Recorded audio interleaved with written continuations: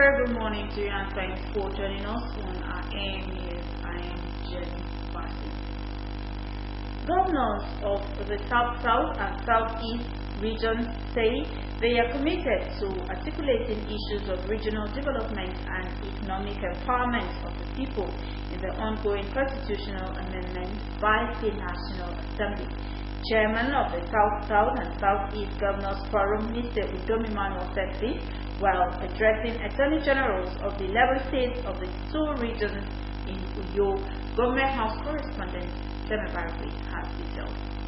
The Attorney Generals and Commissioners for Justice of the 11 states of the South-South-Southeast regions were in Uyo for a meeting to brainstorm on some grey areas in the ongoing constitutional amendment, particularly as they affect the two regions.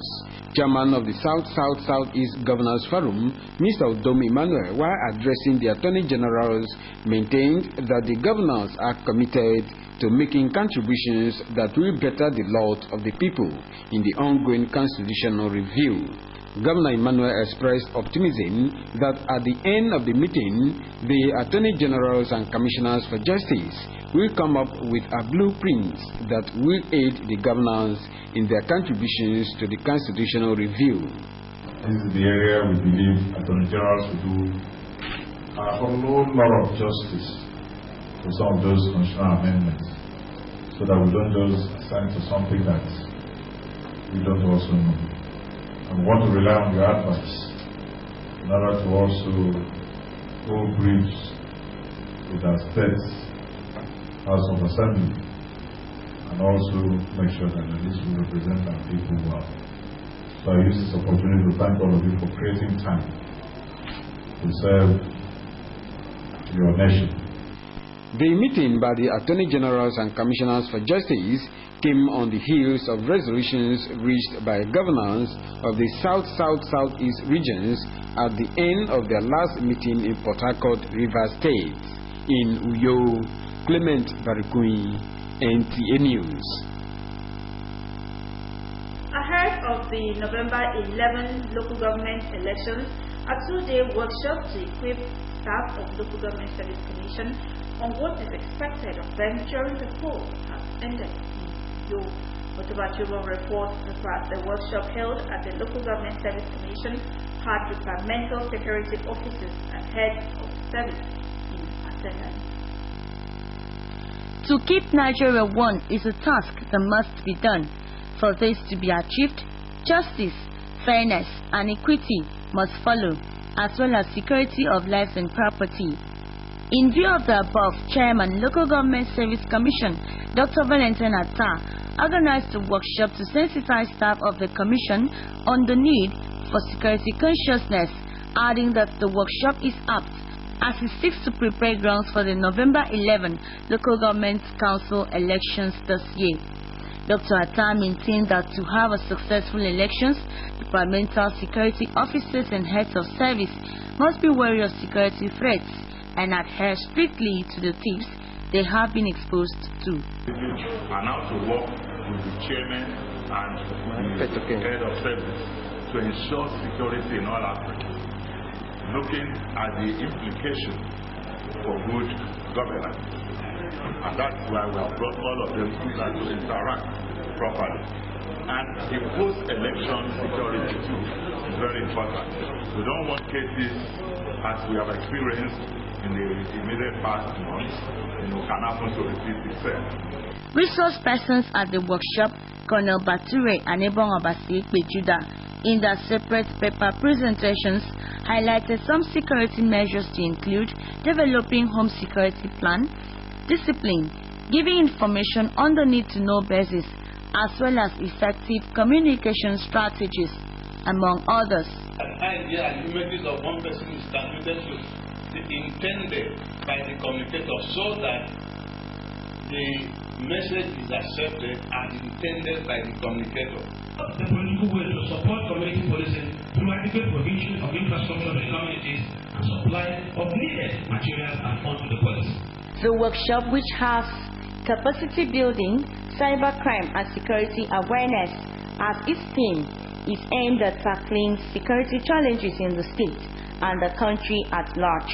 For the participants, they say the workshop was educating as it accorded them opportunity to make inputs. Workshop that corresponds to just things that aid us in handling security in our country. No, we learn every day. So I'm so grateful that every day the Commission is organizing workshops for us and equipping us to perform well in the field. In Uyo, Utube Achibong, NTA News. Preparations are in top gear for the 2017 edition of Anang Festival of Arts and Culture AFAC, an event tied to the vision of the Anang Foundation. President of the foundation, Obom Ifrem Okon, disclosed this while briefing newsmen on the activities lined up for the Heritage Festival and its socio-economic value to the Anang Nation, state, and the entire society.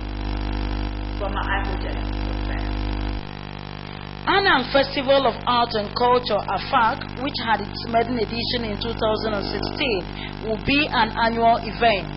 The event organizer in Ikorekbene, which is the commercial capital of Anang Nation. The president of the Anang Foundation, Abom Ifrem Okon, say it has become necessary to showcase the rich cultural heritage of Anang people.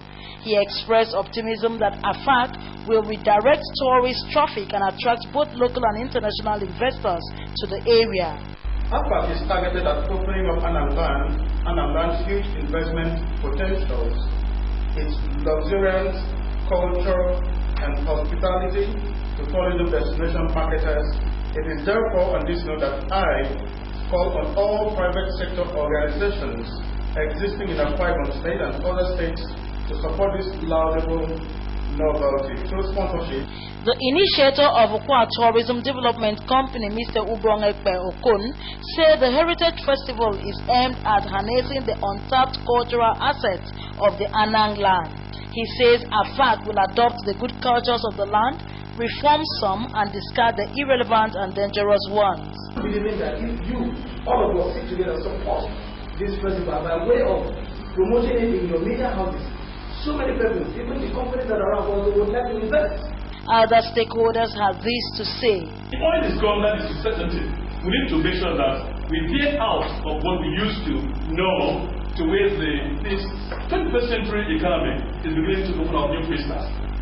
Anang has a own way of worshiping our God, and it is part of what we try to promote. The 2017 Anang Festival of Art and Culture will feature cultural floats, displays, dances, food fair, art and craft exhibition by Anang Foundation worldwide. Other activities include a tour to heritage sites, Anang language quiz competition, and the icing on AFAC 2017 will be the unveiling of the Anang Historic Hall of Fame. The festival will hold on December 14 to 17, 2017 with the theme Our Culture, Our Pride. In Uyo, Ifoma Aiguji, NTA News. All is now set for the third session of the 7th Synod of the Anglican Diocese of Uyo. The Synod, which has the theme, The Image of God, is scheduled to commence on Thursday, August 31 through Sunday, September 3, 2017.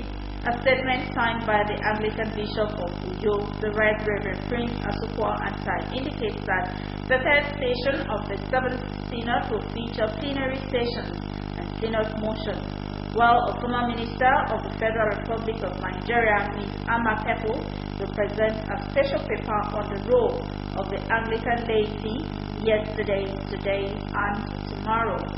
Highlights of the event will be the presentation of the presidential address, Bishop's Church, and the launch of the project. The event will climax with Synod Thanksgiving service on Sunday, September 3, 2017. The Bishop, Right Reverend Prince Asukwa Antai, the House of Clergy, and the entire Anglican Communion Diocese of Uyo hereby wishes all the invitees and delegates a safe trip to the event holding at St. Michael and All Angels Anglican Church, number 6 and 7 Ekomoko Street, Akwa Ibom State.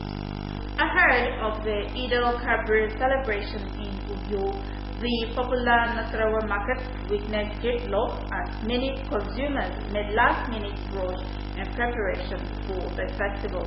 Obong Okore's report here presented. Traffic in most parts of the city stood still while the Nasarawa market was a beehive of activities, despite the lamentation by buyers of high cost of consumables and foodstuffs.